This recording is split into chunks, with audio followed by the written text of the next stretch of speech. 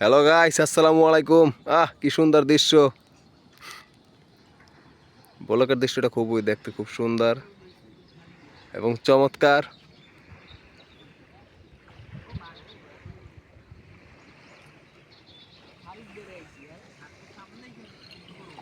কুমির আছে, কুমির।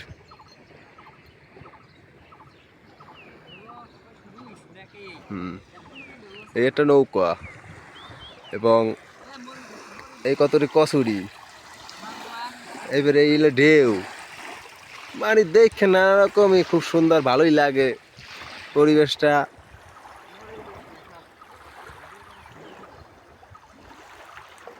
দুঃখের বিষয় আমাকে এখানে ফেরি দিলে 2 দিন পরে ফেরি বলে থাকবে না, কয়দিন পরে বলে লই যাবে। শুনছি কিন্তু আসলে কিনা যা জানি না।